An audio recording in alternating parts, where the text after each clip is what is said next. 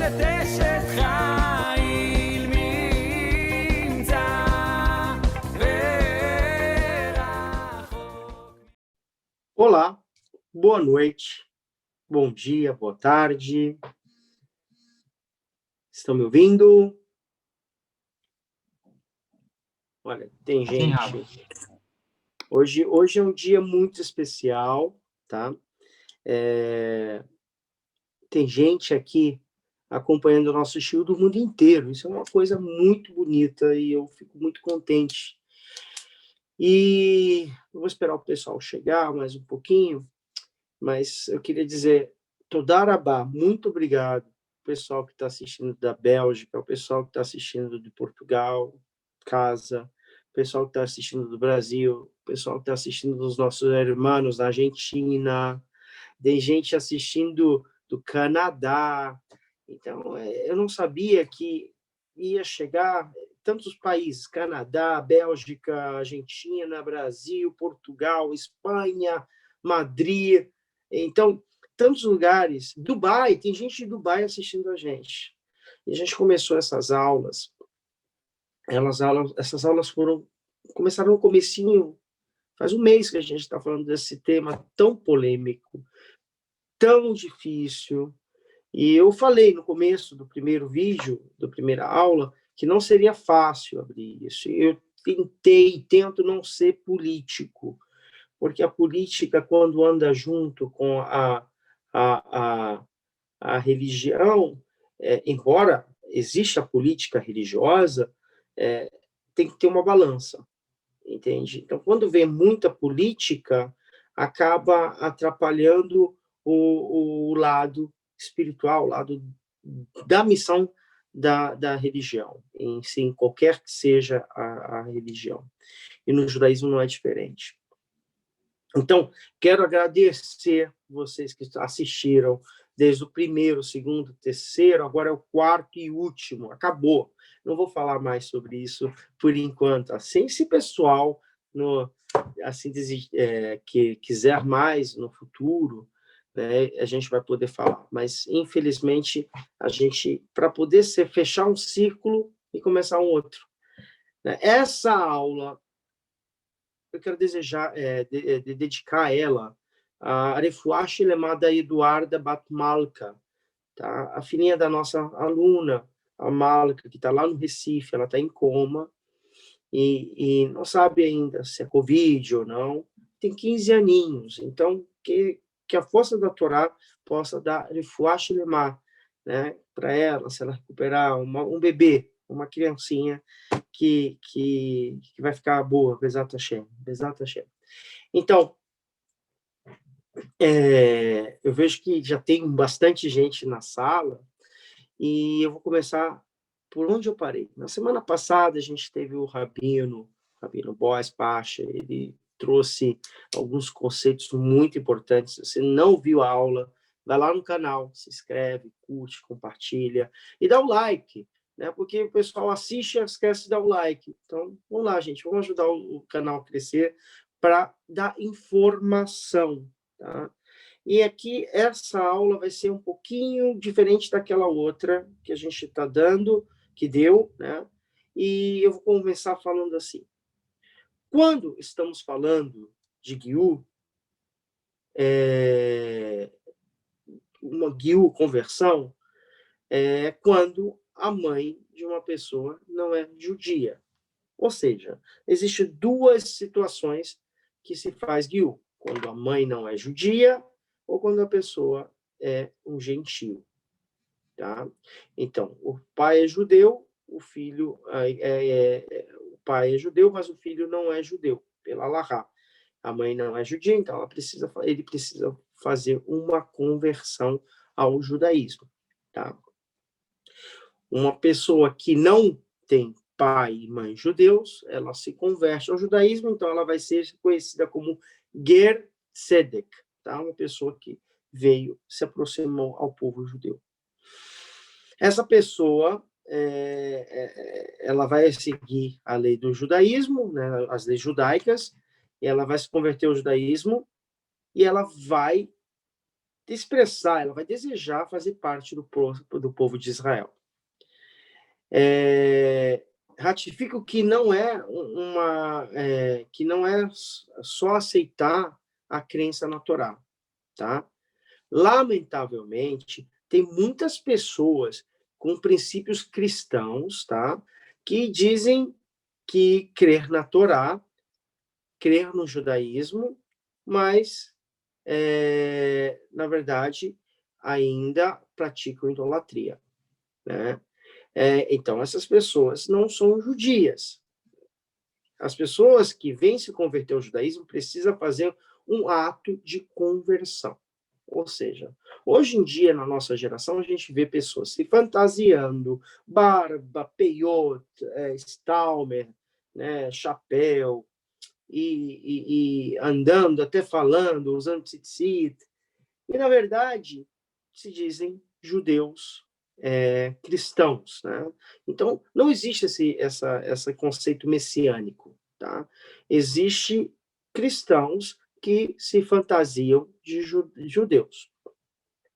Primeiro que não tem anexo, não tem o cristianismo, quem for estudar o cristianismo vai ver que caminha para outro caminho.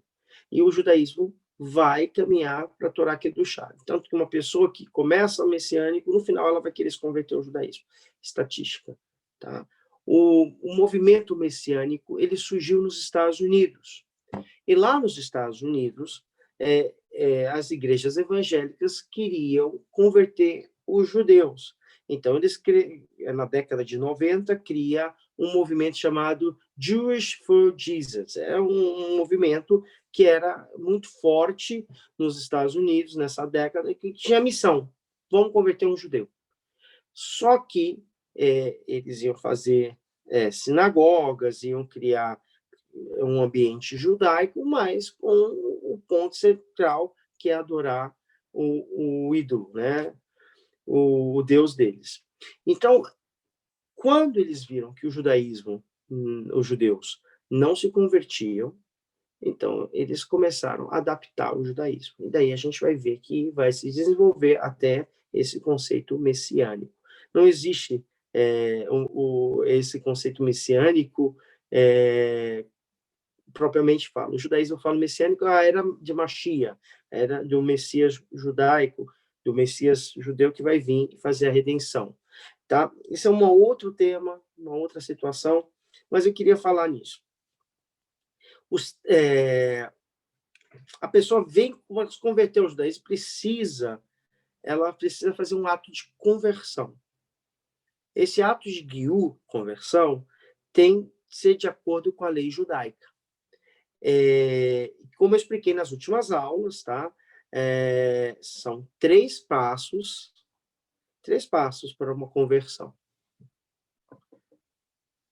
3 passos, desculpa, a gente ligaram agora, são 3 passos para uma conversão.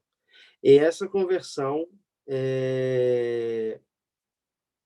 para poder, tem que aceitar as mitzvot, a pessoa tem que crer na Torá, tem que aceitar os mandamentos da Torá e declarar sua fé perante uma corte rabínica. Né? E estudar, a corte vai estudar cada caso, ela vai analisar as midot da pessoa, do candidato, as intenções da pessoa, e o Beidin, o tribunal, vai analisar, como eu falei, se aceita ou não. Depois disso, se é um homem, ele vai fazer o Brit Milá, a circuncisão. Depois que ele tiver curado, ou cicatrizado da circuncisão, ele vai ao mikveh e vai fazer a tevilá, e depois ele vai estar apto para cumprir Torá e Mitzvot. Ele vai ser reconhecido como um judeu. Mas para poder chegar nessa reta final, é preciso estar no seio comunitário, é preciso estar dentro de uma sinagoga, é preciso estar sendo orientado por um rabino. Né? O que a gente vê é um fenômeno. Tá? Como eu falei há pouco, existem movimentos que começaram na década de 90, que se chama Jewish for Jesus, que dali vai dar o pontapé para o movimento messiânico, e ali eles vão explodir, né, para os Estados Unidos, depois vai para a América Latina, né, e ali vão formar conceitos com, com ideias judaicas, no final, o centro, o Deus deles, né, o Jesus. Mas, no final, a gente vai ver que não vai dar certo, as pessoas vão querer saber mais judaísmo, vão se vestir como judeus, vão caminhar como judeus, vão começar a estudar as alahot e, no final, vão querer se converter ao judaísmo. Tá? Então, a gente vê esse fenômeno caminhando, hoje em dia já muda mais um pouquinho, pela falta de identidade.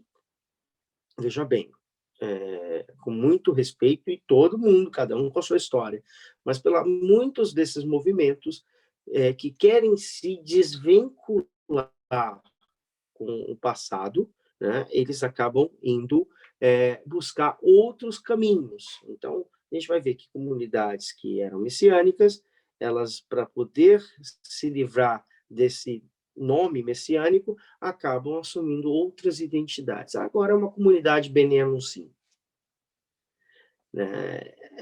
E geralmente na América Latina, ou talvez alguns lugares na Europa, na Espanha, ou em Portugal, e também no Brasil, propriamente falando. Hoje em dia parece ser tudo moda ser Bnei Anussim, ser cristão novo, né? Então, é muito complexo, é muito difícil falar sobre esse tema, e eu que conheço bem os dois lados, tá? Eu conheço Portugal, fui rabino, ainda sou rabino, atuo em Portugal, e também conheço no Brasil. Em outro momento, eu vou poder falar mais a fundo sobre esse tema. Eu acho que é extremamente importante a gente salientar esse tema, discutir. Eu acho que nos últimos 10 anos é um tema que mais se fala, é um tema que mais se discute, tanto no mundo acadêmico, tanto no mundo rabínico, tanto com as pessoas. A gente tem caminhado muito nisso. Eu, em Portugal, tive oportunidade de conhecer pessoas maravilhosas, historiadores, e trabalhei numa comunidade, né, que é origem de Bnei Anussim, pessoas que... Essa palavra Bnei Anussim não é correta, tá? Seria Anussim, né, os que foram forçados e que voltaram ao judaísmo. Falar um pouquinho dessa comunidade que eu trabalhei, ela é uma comunidade ímpar, seria o símbolo, né, de um achado que começa quase um século atrás. Famílias que casam entre si, né, e mantêm a prática judaica. Não muito diferente do que acontece no Nordeste do Brasil, tá? E algumas cidades, e alguns estados, como Minas Gerais. Mas em Portugal, né, eu tenho alguns alunos aqui portugueses que eu tenho grande carinho, ensino há alguns anos, também são de aldeias ou de vilas ou de cidades na beira, que também fazem parte desses que também foram forçados a se converter ao cristianismo. Mas a diferença de Belmonte para essas vilas e para essas comunidades é o ímpar. Porque quando chegam o Schwartz, Samuel Schwartz, é o nome dele, ele vai chegar a um século atrás, em Belmonte, e ele vai notar, na verdade, ele vai receber uma informação que Portugal não tinha judeu, ele era polonês, e ele vai chegar a Portugal trabalhando em Minas, né? Ele vai trabalhar um trabalho, e ele vai chegar lá nessa área da beira, né, que é a fronteira com a Espanha e Portugal, e ele vai descobrir perante aos locais que também dizem, olha, tem os teus patrícios, né, que ainda seguem a religião judaica em Belmonte. E ele fica curioso, e ali ele vai, né, ao encontro dessas pessoas em Belmonte, e ali começa a relatar, escrever livros. Então, o Samuel Schwartz, ele é, até hoje, até ano passado, quando estavam lá, a Câmara da cidade de Belmonte fez um brasão perto da sinagoga para homenagear essa grande figura que trouxe ao mundo a história dos judeus secretos, né? Então, dali, a gente vai ver que um processo que começa há anos, né? E uma das coisas bem interessantes, e eu quero salientar, é que o processo do retorno dessa comunidade, o que é retorno? O que é conversão? E pessoas ficam muito chateadas. Rabino, eu não quero conversão, eu quero retorno. Então, o que é retorno? O que é conversão? O que é guiú de rumbra? Então, é muito complexo. Eu vou tentar passar essas informações e vou levantar hoje temas históricos na América Latina. Vou falar de problemas que aconteceram na década de 60, 70 na Europa, no Marrocos e em Portugal, com o Rabino Isaac, com o Rabino Benaroche, né? A gente vai tratar disso aqui também, bem interessante. E, Bezat Hashem, eu espero que vocês gostem, e a gente tem muita coisa para estudar, e aí eu vou abrir o espaço para a gente debater. Eu quero escutar os alunos, tirar dúvidas, essas outras coisas, tá bom? Então, vamos lá. No livro de Bereshit, no capítulo 50, o Passuk, né, diz que quando Yaakov Avinu morreu, os irmãos de Yosef Atzadik, eles ficaram com medo. E aí, Rashi, o grande comentarista da Torá, ele comenta por que teria que eles pedir perdão de novo. Será que os irmãos teriam que pedir perdão de novo a Yosef? Talvez ele não fez nada porque Yaakov Avinu estava vivo, né? E aí tem aquele negócio, será que depois que o pai morreu, vamos castigar? A gente viu que isso aconteceu com Esav e o próprio Yaakov, né? O Esav não queria matar Yaakov porque o pai Isaac estava vivo. Então, os filhos de Yaakov também tinham esse receio com Yosef. Mas aí, o que vai a lei clássica que a gente tira como lição de vida, tá? E Yosef Atzadik vai falar uma coisa que mudou quando eu li e escrevi sobre isso. Todo mal que vocês possam ter por hora querendo fazer comigo, né? Isso foi Yosef falou para os irmãos. Fazia parte de um plano que era para o bem. Então, daí aprendemos, Alpi a Kabbalah, né? Uma pessoa avançada, uma pessoa elevada, desenvolvida, ela é uma pessoa que não pega o mal, ela pega o mal e ela transforma na direção do bem. Ela faz aquela coisa má virar uma coisa boa, né? Uma coisa ruim, uma experiência ruim, ou foi enganado, ou foi ultrapassado, né? A gente vê que muitas pessoas que estão na caminhada para uma conversão passaram por alguns transtornos, foram enganados, né? Como minha frase, meu bordão, né? Nem todo mundo que tem barba grande é rabino, pode comer uma cauda de cavalo e a cauda ficou para fora, né? O rabo do cavalo e a cauda ficou para fora. Nesse lado, a gente tem que entender que no começo é doloroso, é chato. Eu conheci histórias de pessoas no Brasil, no Rio de Janeiro, que vinha um rapaz que dizia que era rabino, pegava lá, cobrava 1.000, 2.000, 3.000, 5.000, e depois dava um atestado lá e furava o dedo das pessoas.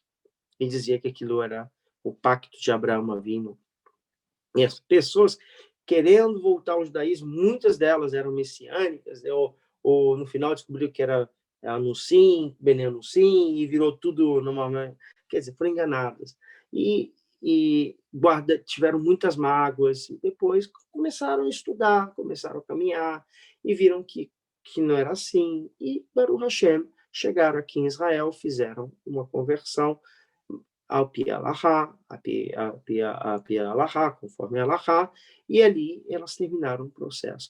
Então, hoje, a gente vê que uma coisa ruim pode também se tornar uma coisa boa. Principalmente, existem muitos problemas na questão de conversão. Muitos. Você não tem ideia. Né? Tem 3 coisas que dá mais problema na vida judaica, tá? Atual. Uma, conversão. Outra, kashrut, e a última, casamento e divórcio, né, que são ligados. Então, são 3 coisas que dá mais problemas. Que preciso saber. Muitas pessoas, uma questão de casamento, a pessoa não é judia, aí precisa, o avô não era judeu, aí precisa converter, e é uma outra situação. Kashrut, do abate à venda. Né? Cada um tem seu estado. Mas a conversão dá sempre problema, porque é um problema que hoje eu estava lendo, ontem eu estava lendo uma situação que quando a Alahá ela tem muita discussão, tá? Se discute muito, opiniões diversas, essa Alahá, ela é uma Alahá que tem marloket, tem discussão, então ela é fraca de entendimento. Então, a gente vai ver que nesse ponto, a gente vai seguir a opinião de alguns rabinos, de outros rabinos, mas para chegar no consenso. Um exemplo em Shabat. Na década de 60, 70, a gente nem poderia, os judeus daquele período, nem poderia sonhar com a plata de Shabat. Botar uma placa, ligar no negócio, esquentar comida, isso é Hilu, né? Isso é Hilu Shabbat, não podia. O Shaon Shabbat, o relógio, o time, também não podia. Hoje em dia é uma realidade. Quando você vai na casa de um judeu religioso, você vai ver a plata, você vai ver o Shaon Shabbat. Então, já entrou no automático. Né? Outra questão do kashrut, leite de soja, né? Vai comer uma carne, uma coisa, vai tomar leite de soja, né? A gente vai ver que tem um pacote diferente, já está escrito soja. Então, são tabus que vão saindo com o tempo, mas demora. E dessas questões são problemáticas. E conversão é muito mais. Porque você não está falando só o ato de converter. Você está falando... Eu estava falando hoje com uma pessoa, converso muito com muitas pessoas, geralmente com muitos dos meus alunos. As pessoas, às vezes, querem se converter ao judaísmo. É o sonho da vida dela. A matará é o alto da pessoa. Né? É o que mais ela quer. Então, quando a pessoa tem muita vontade de se converter, ela acaba sendo vítima de um picareta, de uma pessoa que vai ser aquela pessoa que vai acabar dando problema para aquela pessoa. Conheci aqui em Israel uma pessoa, não estou autorizado a falar nomes, mas uma pessoa que se converteu 5 vezes. 5 vezes. Brasileiro. Aí ele começa a buscar o judaísmo, aí ele vai na CIP, ele se converte na CIP, aí dizem, olha, a conversão da CIP não é boa, né? Não é caché. Aí ele vai para um rabino religioso. Aí esse rabino, que não era rabino, faz uma conversão para ele, ele pega dinheiro dele. E aí ele vai chegar lá, não é caché, ele vai para os Estados Unidos. E aí ele chega lá nos Estados Unidos com outro rabino, e esse rabino faz uma conversão que talvez é caché, outro não é. Então tá. Aí ele vai para Londres, faz uma outra conversão. E a última conversão foi com a gente lá em Gush Etzion. Né? Eu peguei os documentos dele, né? Cada conversão era um documento diferente. né? E foi interessante porque quando eu li os documentos, eles não tinham, essas pessoas não tinham conhecimento da Lahá, como é que é um documento teu da GIU, ou como é que se faz. Tinha outro lá que fazia GIU, falava assim, esse é judeu, convertido, é filho de Raimunda, Bata Abraham, José, botava o nome dos pais, então estava tudo errado, não é assim. Então, consertar tudo isso, essa pessoa passar por 5 conversões e depois se casar em Israel, conforme ela, depois da Giur, a Pia Lahá, fazer um casamento e depois voltar para o Brasil para ser absorvido pela comunidade judaica. Então, como eu falei, gera muito problema. Muitas marloquet, muitas discussões, né? Como eu falei, a pessoa declara perante a corte que aceita, e a mesma reprova e aceita o candidato. O homem é circuncisado, e depois ele vai para o mikveh, e aí ele vai cumprir a primeira mitzvot, depois que saiu do mikveh. Tá? Bezat Hashem, eu quero também um dia dar uma aula sobre mikveh, sobre a importância da pureza familiar, para, né, a conversão, literalmente, já teve lá do corpo, é como se estivesse no útero, nascendo novamente. Nascendo novamente. Então, Rabino, eu tenho uma dúvida.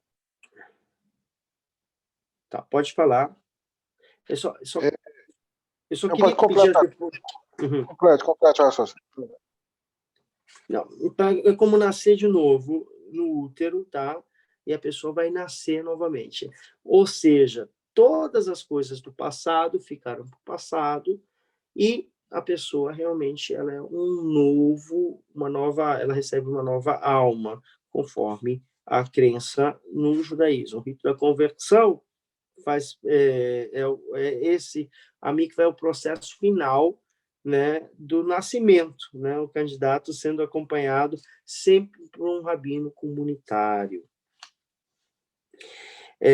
Fazendo esse exemplo, o rabino ele vai literalmente, quem eu acompanhei, né, aqui em Israel, literalmente é como um filho, né? Antes do processo do Beit Din, a pessoa tem como se tivesse dores de parto, né? Contrações mesmo, né?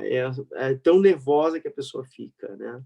E de fato a pessoa nasce, é uma alegria muito bonita quando eu fico torcendo, né? Porque quando você prepara uma pessoa, você não prepara só nas respostas, você prepara também na dignidade da pessoa, né? Na Perashá da semana passada, qual foi da semana passada? A Perashá da semana passada, vamos lá, vamos ver se você lembra, ou foi ontem que a gente leu?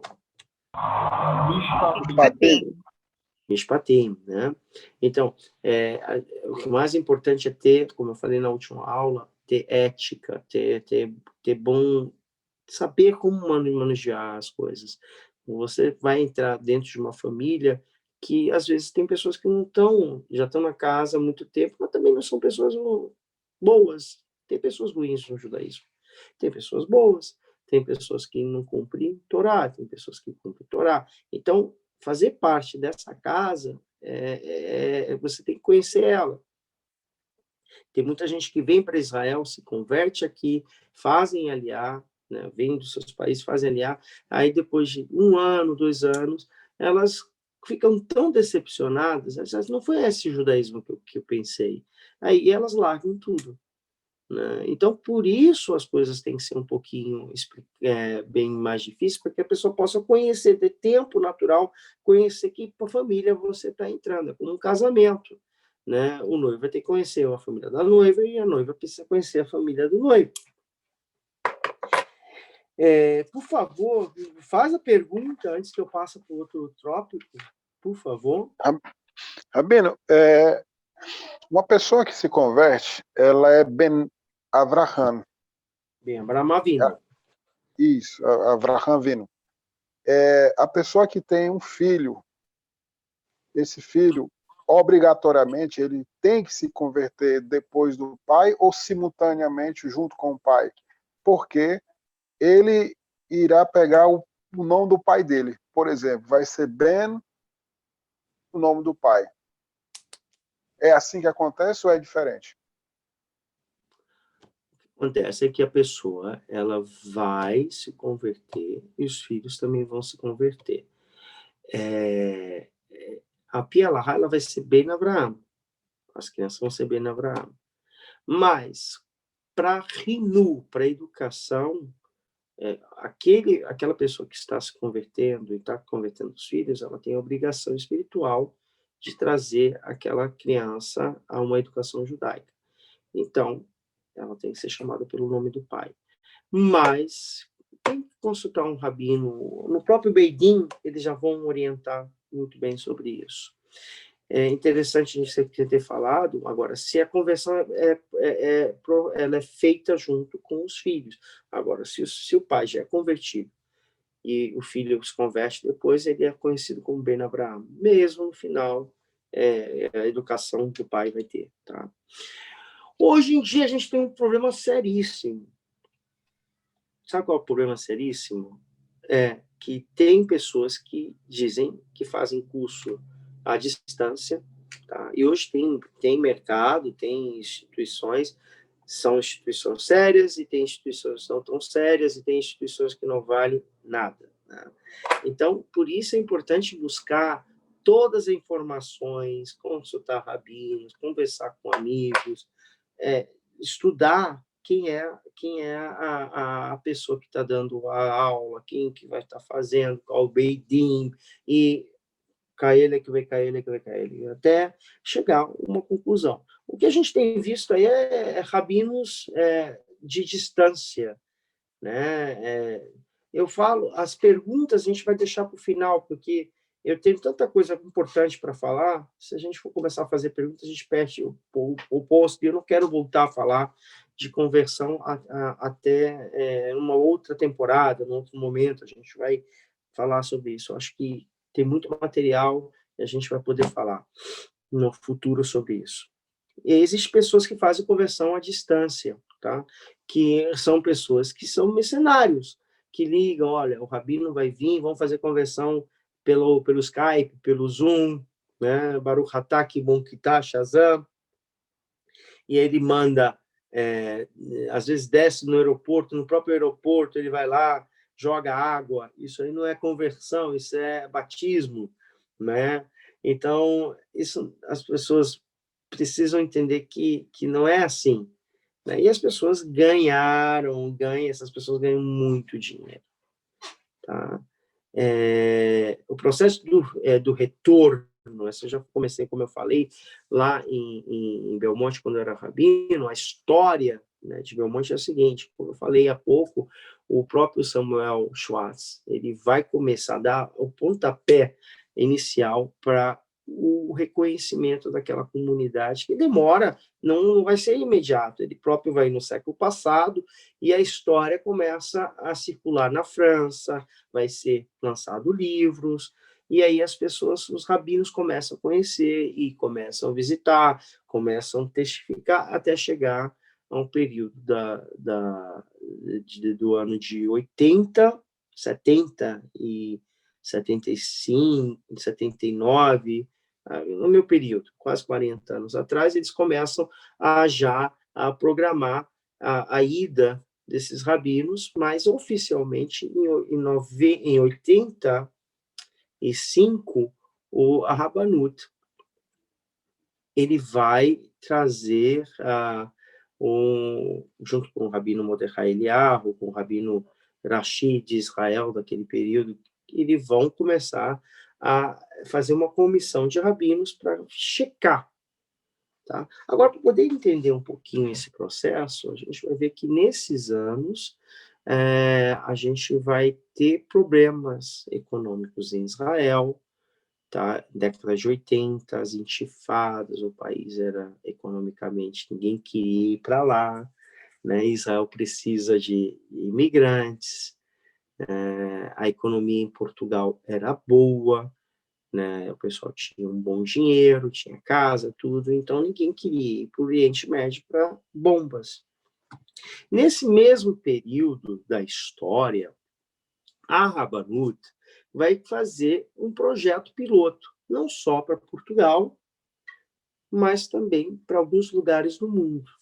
Tá? E nesse mesmo período vai acontecer o mesmo ensaio na década de 80, vamos botar no ano de 85, quando a Rabanut vai mandar emissários rabínicos para Bené Menashe, para a Índia. Tá? E ali eles vão também, os judeus da Índia, que clamam há 2000 anos, que diziam que eram descendentes dos Menashe. E aí os rabinos vão para lá, um país que antigamente era difícil de entrar, né? E eles comprovam nessa tribo que existia judaísmo. Então eles fazem o retorno daquelas pessoas, ou a conversão de Humbra, tá? E nesse mesmo período vai acontecer isso em Portugal. Então, quando você vai falar Bené Menashe e os judeus de Portugal, no caso de Belmonte, eles vão ter o mesmo projeto piloto, com a ideia que as pessoas se convertiam, a Rabanut fazia a conversão, mas que eles viessem para Israel depois. E a gente vai ver que, em Portugal, a comunidade Belmonte, ela vai fazer a conversão de Humbra, tá? E aí eles vão convidar eles para vir para Israel, e eles falam, não, Portugal está bem a economia, e a gente fica por aqui, e vocês, a gente vai num futuro mais distante. Aí os indianos, que já não viviam, né, numa situação muito boa economicamente, o que eles fizeram? Os judeus indianos, já reconhecidos pela Rabanut, imigraram. Israel deu casas para eles. Aqui mesmo em Beersheba tem uma comunidade muito grande desses judeus que se converteram, Umbra, de dúvida, tá? Ninguém sabe se são judeus ou não, mas fizeram a conversão de Umbra e eles vieram para Israel, ganharam casas. Hoje, depois de um certo 30, 40 anos, vamos botar isso, hoje eles moram nas suas casas que hoje valem muito, muito caro, e eles estão extremamente associados. Aqui eu moro perto, aqui tem uma sinagoga indiana, e a maioria deles vieram nesse período e montaram uma comunidade muito bonita, já tem netos judeus, e a comunidade floresce nisso. Tá? O ato do retorno, como foi explicado, né, o rabino Mordechai Eliyahu foi rabino-chefe sefaradita por um período longo aqui em Israel. Ele é conhecido mundialmente como um dos grandes Talmid Chachamim, e disse que o retorno dos Anusim precisa ir à frente. O que um Anusim tem que fazer? Ele precisa ir à frente de uma corte, tá? Isso são palavras do Rabino Mordechai. Ele vai ir à frente da corte, e a corte irá avaliar, né, a situação, para ver se é mentira ou não, e essa pessoa, conforme ela vai declarar, né, que quer voltar ao judaísmo, porque a fé de Abraão, Isaac e Jacó, e caminhar no caminho dos seus pais, né? E aí a gente vai ver que existe uma expressão Sefaradi e Ashkenazi. Então, a comunidade, o Rabino Mordechai Eliyahu, ele vai dar um certificado que se chama Teudat Lashuv Darkei Avotai. Olha aí. Teudat Lashuv Darkei Avotai. Documento de retorno, né, aos caminhos dos nossos pais. Seria essa a tradução. Que no mundo Ashkenazi, ela guiou de Humbra. Né? Todas essas duas informações, guiou de Humbra no mundo Ashkenazi, onde a maioria, a Rabanut, é Ashkenazi, e vai também, o mundo Sefaradi vai falar dessa coisa. O documento é a mesma coisa, expressão, porém o caminho dos seus pais, como voltar ao caminho dos seus pais, porque eles deixaram a prática judaica, né? Não porque quiseram, eles foram sequestrados, olha aí, foram sequestrados por a sua fé, né? Eles foram obrigados com um sequestro, é uma obrigação que a pessoa não pode estar no seu devido direito de fato fazer suas coisas. Então eles foram sequestrados. Então o Rabino Mordecai Eliyahu, ele vai fazer esse retorno à comunidade de Belmonte, né? Nem todo mundo quis lá fazer isso, tá? A maioria fizeram. Outros disseram, para que fazer uma coisa que eu já sou? E infelizmente, essas pessoas acabaram se assimilando, né? E aquelas que abraçaram a Torá, hoje continua.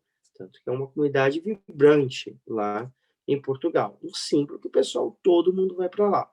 Eu tive o mérito, né, de ter trabalhado pessoalmente com cada uma das famílias, conhecido seus costumes, tenho respeito, carinho e até me sinto um pouco parte deles pela experiência que tive ali. Mas a gente vê que houve o plano não foi completo, porque Belmonte seria um símbolo, olha que interessante, muita atenção, um símbolo para as outras comunidades ao redor de Portugal, as outras vilas, no caso, Covilhã, no caso, a Guarda, no norte, né? A gente vai ver que e fora as outras vilas da beira e em todo Portugal, onde havia, nesse certo período, muitos cristãos novos, muitos anunciam. Ainda existe, mas hoje a assimilação, a gente vai ter, no caso, Portugal, tá? Só para vocês terem uma ideia, as comunidades anunciantes, elas viviam até o século passado. Só que Portugal, na década de 50, período de Salazar, a fome, a situação durante 50, 60 e até 70, teve muita imigração. Brasil, São Paulo, no caso, e muitos dessas comunidades foram para onde? Para a França. Então, houve um problema, uma quebra dessas comunidades, desses descendentes de judeus anuncínios, né, os anuncínios, que imigram para outros países da Europa por causa do problema econômico que vai se instalar. Então, vão deixar os velhos lá e vão morrer, e as outras pessoas vão morar na França, e hoje ainda tem muitos portugueses que moram na França e vão para Portugal para passar as férias. Então, acabam lá se assimilando. Tá? E, naturalmente, toda regra tem a sua exceção. Então, existe ainda descendentes, existe tudo isso. Vocês estão entendendo como é complexo essa situação? Nem todo mundo é 100% fácil de achar. Agora, vamos atravessar o Oceano Atlântico, vamos chegar nas Américas. Nas Américas também teve esse problema. Pior, se a gente for estudar a história do Brasil, a gente vai ver que os primeiros colonizadores foram judeus. Então, século até século, vão receber muitos cristãos novos. E eles vão vir com capital, né? Vai ser uma indústria, tanto em Portugal como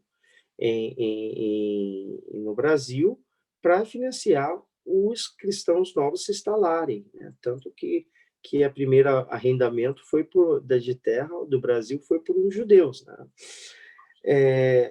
E a gente vai ter um problema de mistura. Por quê? Primeiro, os escravos no Brasil são quem? Os índios. Os índios, os portugueses vão chegar, né? Eles vão tentar desembarcar das suas caravelas, e vão chegar aqui, não é os índios trocando o espelho e aquela coisa linda. Não. os índios viviam em brigas entre si, tá? Então, para você desembarcar de uma caravela no Brasil, assim chegado, se botasse o pé, já tinha flechas com veneno. Então, era muito difícil. Teve relatos históricos que muitas pessoas morreram nem chegando a pisar no Brasil. Então, tinha que fazer acordos de paz. Aí, uma tribo conquistava outra tribo, vendia esses índios como escravos em troca de material, e eles começaram a se interagir. Esses escravos, eles se assimilavam e pegavam os sobrenomes desses portugueses, que eram cristãos novos. Isso vai agravar mais com a chegada dos africanos, né? E aí vai também, o escravo vai adotar o nome do seu patrão, do seu dono. No caso, ele é Lima, então você vai ver casamento entre escravo e índio e branco. E ali vai sobreviver o sobrenome Lima. E então, vocês estão entendendo como é difícil, né? Aí tem o lado da genealogia, o Brasil e Portugal, Espanha e o sul da Itália é onde tem bastante, naturalmente, acabam se misturando. Então, é muito difícil você dizer que é 100%. Mas também não pode, como eu falei na aula, a gente não pode também um safé de rumbra de uraita. Então, se tem uma dúvida, dúvida com relação a uma coisa bíblica. Então, é um mandamento bíblico. Então, a gente precisa, não pode fazer o retorno, se não tem as 14 gerações comprovadas, né? Mãe, 14 gerações, se não dá para comprovar, não dá para dizer que aquela pessoa é judia. Então, tem dúvida, né? Se ela não está numa vila, no caso de Belmonte, ou Trás dos Montes, lá no norte, lá perto de Bragança, é complexo. Hoje em dia está mais complexo. Então, o que os rabinos fizeram? Guiú de rumbra, de dúvida. Mas precisa ter uma comprovação. Que no final do dia, tanto guiú como guiú de rumbra é o mesmo procedimento. É a mesma coisa. Tá? Agora, uma pessoa que é gentil, que não tem como provar que realmente é gentil, ela vai ser testada. Tá? Como uma guilda de rumbra. O que os judeus na guilda de rumbra vão fazer, os dayans vão fazer, é checar realmente se aquela pessoa vai viver judaísmo. Ou se não é só para o bem social de tudo que é lugar. Voltando agora, atravessamos o oceano novamente, vamos para a década de 1913, no país Marrocos. Tá? Marrocos, grandes Tamidim Chachamim, grandes sábios, muitos sábios, Possek Alahá, Marrocos vibrava de vida judaica. Tá? E quando tem muita vida judaica, também tem o Beit Din, Beit Dins, né? Então, Marrocos, era legal fazer uma conversão no Marrocos. E essas conversões a Pialahá eram reconhecidas. Tanto que muitas conversões que foram feitas no Marrocos de Portugal, as pessoas iam sair de Portugal. E um caso bem interessante, o próprio general Bastos, né, o fundador da comunidade do Porto, né, ele se converteu no Marrocos, casou com uma judia marroquina. Então, os filhos dele são judeus. Mas ele foi ao Marrocos se converter. Então, a gente vai ver que o intercâmbio entre Portugal e o Marrocos é muito fixo, tanto que o rabino de Lisboa, o de Zechon Livrahá, Abraão Assoro, foi um rabino marroquino de Tanja, que serviu por 50 anos na comunidade, que até hoje é muito lembrado, com muito carinho, mas ajudou a comunidade em muitos sentidos e também no tema de Guiú, né, que ajudou também muitos anuncios desse período, da década de 50, voltar ao judaísmo, né? ele no seu tempo. Agora, a Rabanut também vai trabalhar nessa situação. Machashi, né, que você vai falar. A gente vai ver que acontece um caso muito interessante, e eu acho que é um caso mais delicado, que a gente pensa que agora a coisa vai ser nova, mas não é. Tá? No período de 1919, nasce um rabino chamado Rabbi Haya ben Narosh. É um Talmid Chacham, um Dayan grande. Aqui é a fotinha dele, não sei se dá para ver. Tá? Ele tinha um Beidin no Marrocos. Tá? As pessoas chegavam de todos os lugares da Europa e as pessoas faziam conversão no Beidin dele. Né? A conversão caché, tudo bonitinho, a pielahá. E essas pessoas voltavam para a Europa. Voltaram para a França, voltaram para Portugal, voltaram para a Espanha, para os seus países de origem.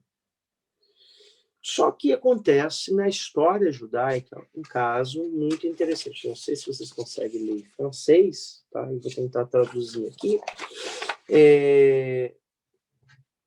O Gran Rabinato de Paris, o Beidin de Paris, no dia 26 de dezembro de 1972, vai lançar uma carta para o rabino do Marrocos, com muita educação, falando: senhor grande rabino do Marrocos, querido rabino, nós estamos recebendo uma denúncia grave que envolve o seu nome. Há muito tempo atrás, verificamos que tinham candidatos, pessoas que não estavam aptas para passar no Beit Din de Paris, aqui na França, que foram recusadas várias vezes, e essas pessoas iam ao Marrocos, se convertiam com você e voltavam para a França, e isso trazia muito desconforto. Nós queremos informá-lo que essas conversões não são conversões que vamos aceitá-las, e ela vai trazer muitos problemas de assimilação. Então, o Tribunal da França decreta que as conversões que feita no Marrocos nessa data não são válidas por vossa senhoria, né? E aqui Monsenhor da Grande Rabin, ele vai, essa carta super educada, do jeito francês, né? E ele vai dizer: olha, espero que o rabino entenda.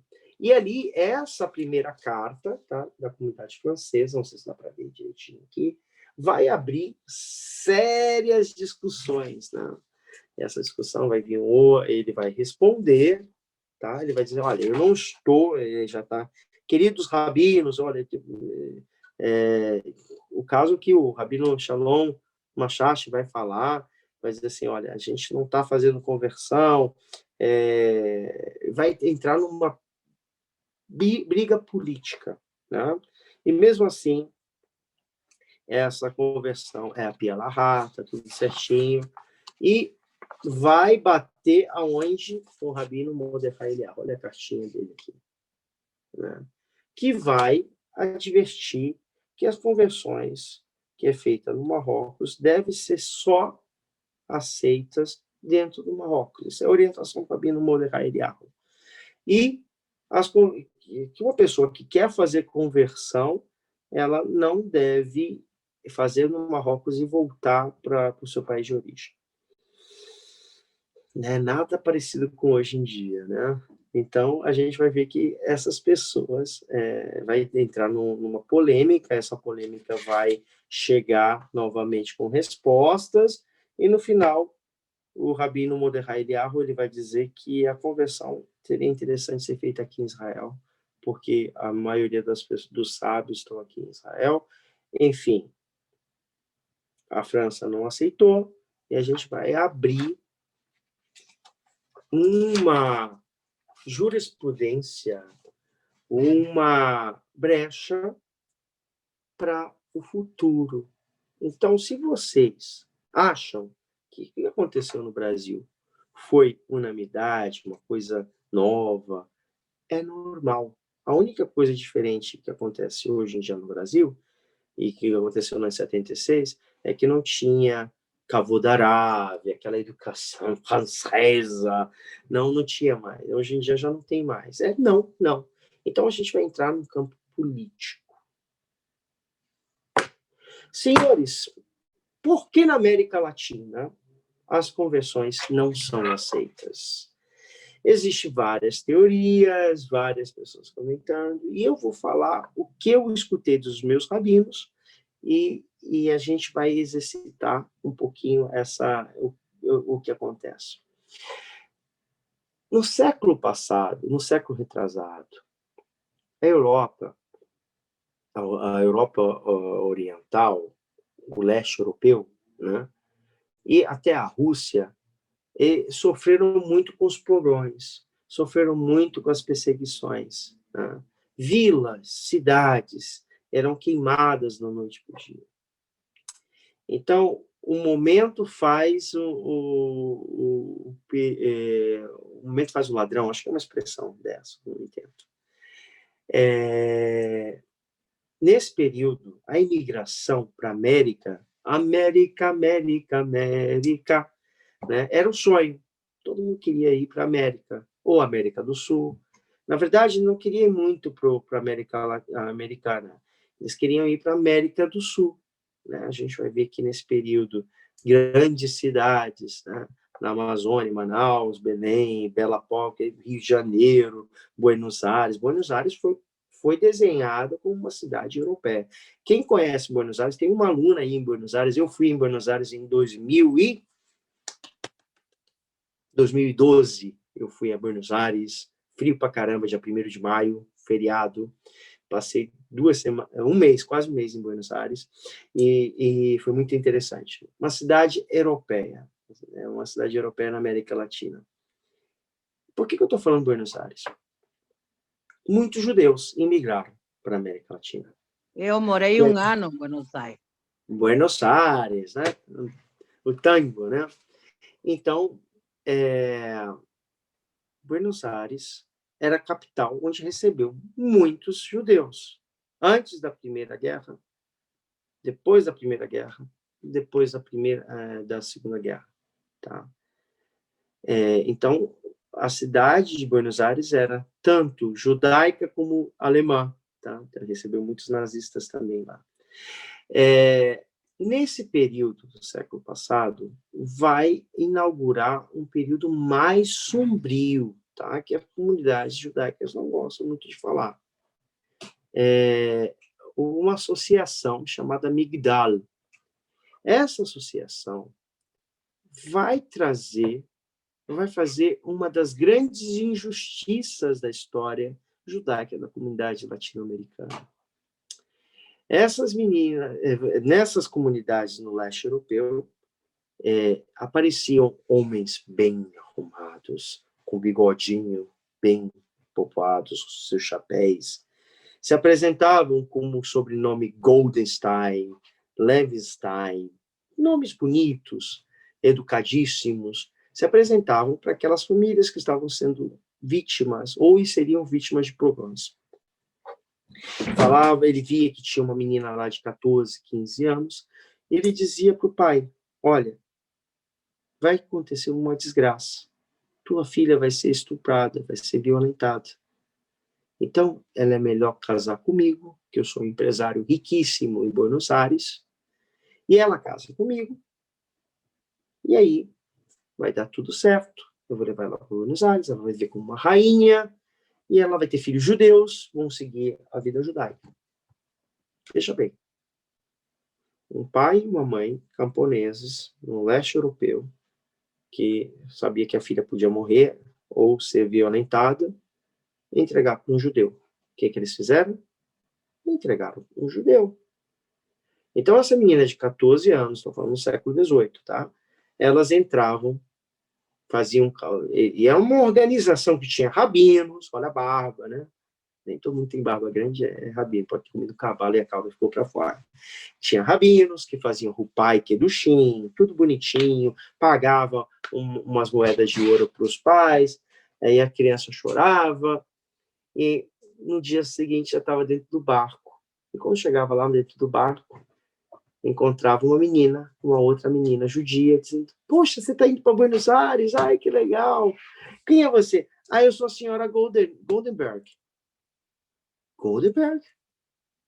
Sim, eu sou a senhora Goldenberg.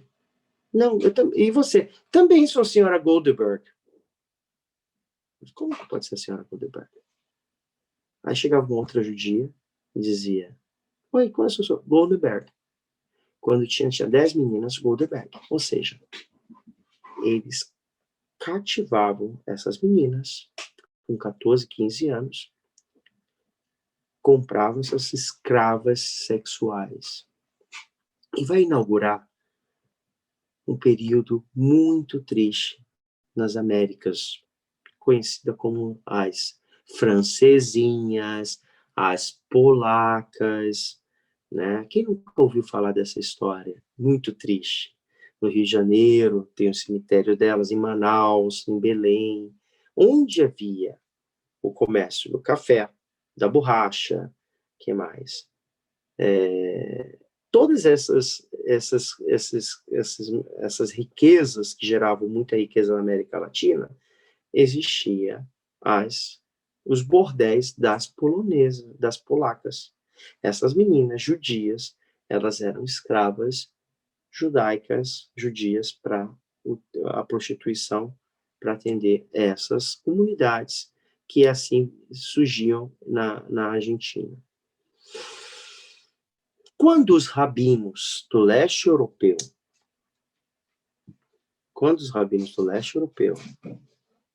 descobriram essa mazela, eles fizeram decretos: não dê sua filha para qualquer aventureiro que aqui chegue dizendo que é judeu. Então, viu que o negócio ia ser muito mais difícil, então, essas crianças, né, elas iam ser escravas sexuais dos judeus, por interesse próprio, porque o judeu precisa estar com judia no ato do sexo, né? Ele não pode fazer sexo com uma não judia, né? Eu não entendia muito essa situação, mas isso existiu.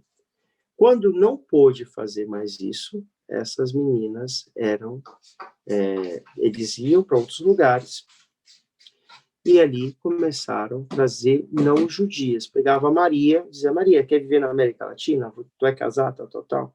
Mas ó, quando chegar lá, tu não é mais Maria, tu é Esther.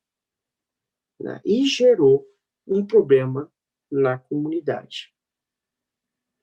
Tanto que os rabinos, tanto da Argentina, os rabinos da Europa, e um grande rabino, o rabino Avraham Yitzhak Kook, eles vão fazer uma takaná, um decreto. Esse decreto, ele vai proibir qualquer ato de conversão, porque eles faziam a conversão para essas meninas, para poder casar também com a coletividade. Né? Então, vai criar uma rede que não tem fim, um negócio que não tem fim. Então, os rabinos fizeram essa takaná na Argentina. Pronto.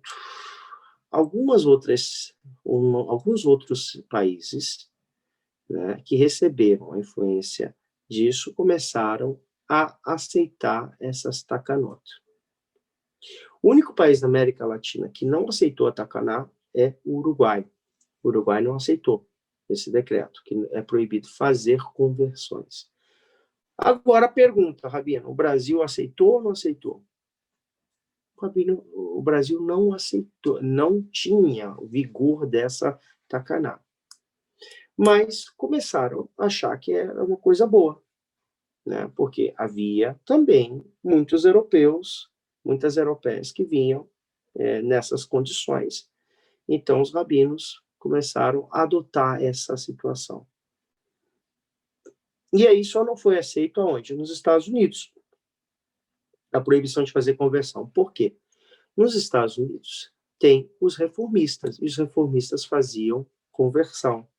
Então, não pôde, para poder consertar, e também a população judaica nos Estados Unidos era maior, então tinha que fazer a conversão.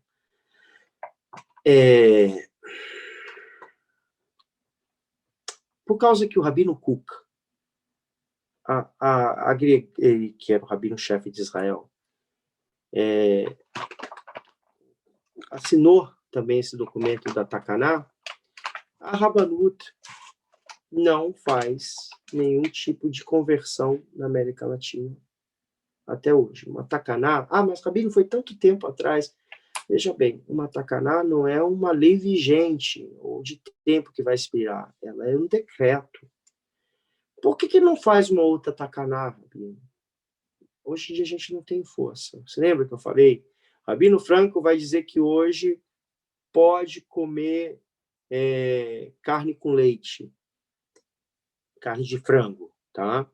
Que a época que foi feita essa Takaná, Rabi Akiva fez isso, hoje as pessoas sabem o que é, o frango não é tão carne. Um exemplo, tá? Hoje não ia pegar porque hoje a política é muito forte.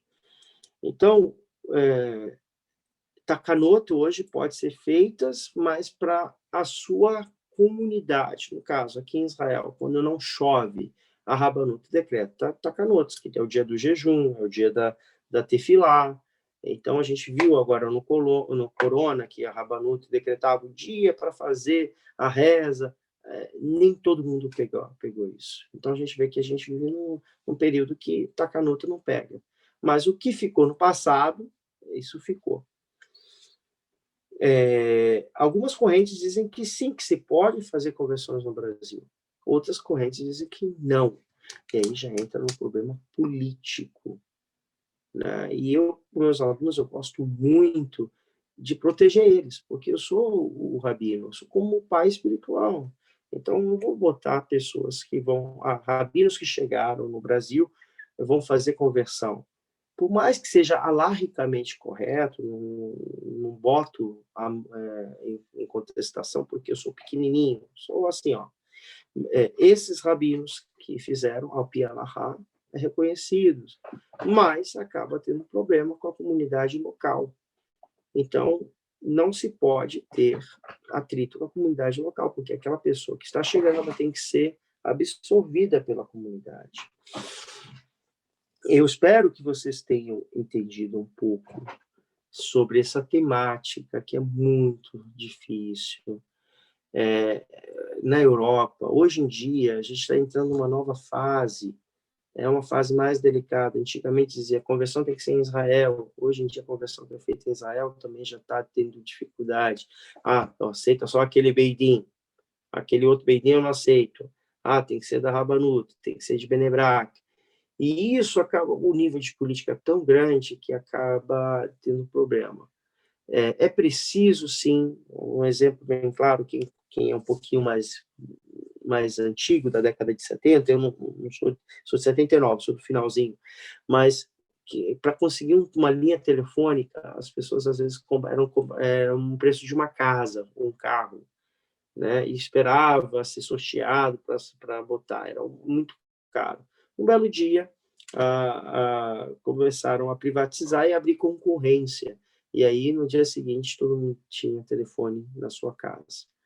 Então, toda instituição que tem um monopólio, ela vai fazer dificuldade, ela vai complicar. Né? Eu acredito que existem trabalhos sérios, existe Beidin sério, mas também tem Beidin que não é tão sério. Não sou eu que estou julgando, mas é preciso saber aonde, quem é, aquele preceito bem legal. O processo, ele não tem uma data, está estudando 1 ano, 2 anos, 3 anos.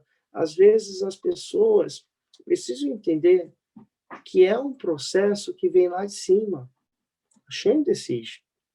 E as experiências, como eu abri essa aula falando, uma experiência ruim acaba pegando uma coisa boa. Uma vida comunitária, com um costume, a pessoa precisa ter um costume judaico.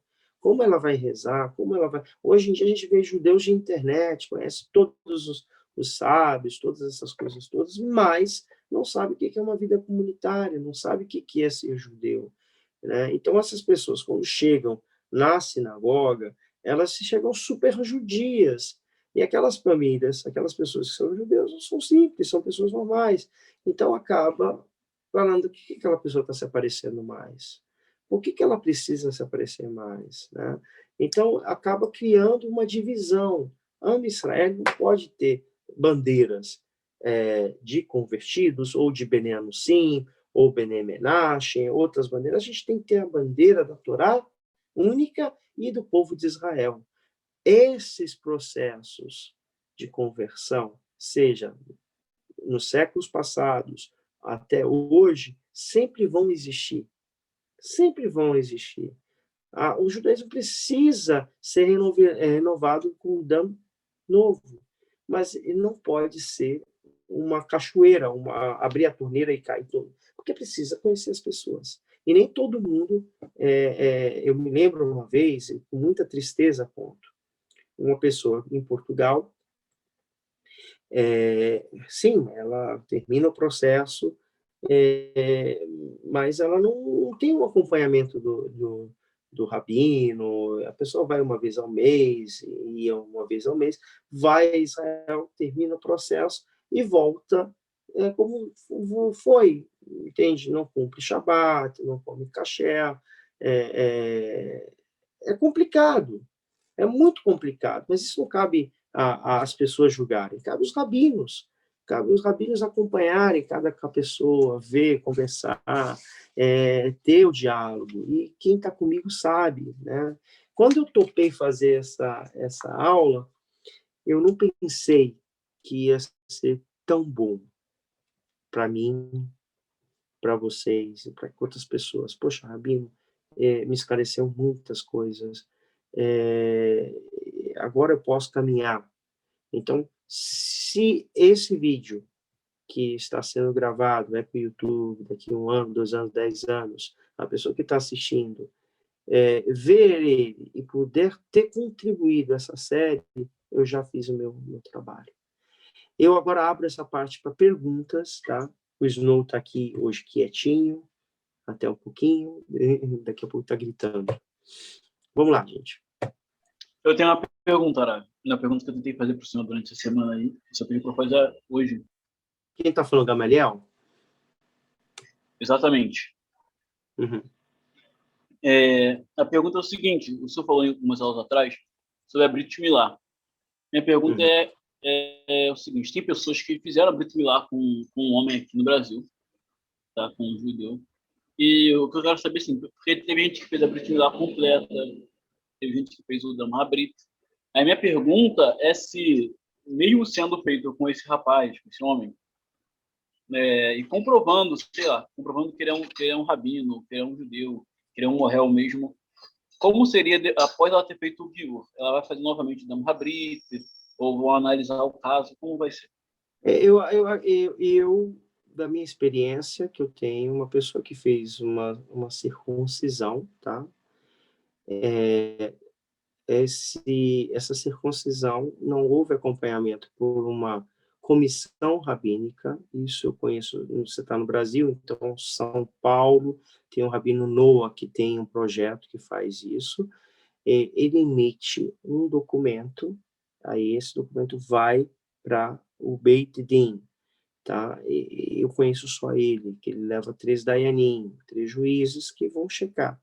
E aí eu vou fazer uma berahá, mas essa pessoa já está no processo final, tá? O que a gente vê, a coisa natural é a pessoa fazer a circuncisão e depois ela vai fazer o Beit Din e ela vai fazer a Hatafat Adam. O que é Hatafat Adam? É uma picada. Você já viu aquela seringa de quem tem diabetes, bem pequenininha, que vai dar uma gotinha de sangue do nada? Então, ela vai ser picada no Brit Milá, no local onde tem a marca, e ele vai sair aquela gotinha pequena, quase nada, e a gente vai fazer a berahá, né? E aquela pessoa depois vai tomar um banho, vai depois do banho, depois cicatrizou, é coisa de segundos ou minutos, e vai para o mikve fazer a tevilá. Agora, cada caso é um caso, tá? Tem casos de pessoas que querem se converter aqui em Israel, entram nos institutos e aí elas passam o Beit-Din, aí o Beit-Din aprovou, elas vão ter que fazer uma cirurgia dentro de um hospital aqui em Israel, e aí eles vão fazer o Brit Milá, e depois lá já tem rabinos, especialistas nisso, que vem da Rabanut, marca lá, vai ver, faz o Brit Milá, e depois de umas 2, 3 semanas a pessoa vai fazer tevilá, né, para terminar o processo. Rabino Franco, existe ainda perguntas dos rabinos entre o Beit Din e a mikve, para saber se a pessoa realmente está consciente. O que vai acontecer? A mikve é um dos grandes problemas da conversão, tá? Sim. Geralmente a gente vai ver o Rabad, ele tem uma mikve diferente das outras mikves. Então, geralmente é complexo, né? A mikve tem que estar extremamente kasher, você recebeu a chuva a água da chuva, a água da forma correta, então a gente acaba vendo que é complexo. Então, para evitar esse tipo de coisas, é interessante fazer a conversão em Israel, que dentro de um chuva, dentro de uma cidade, as mikvaot são caché. O único problema é que,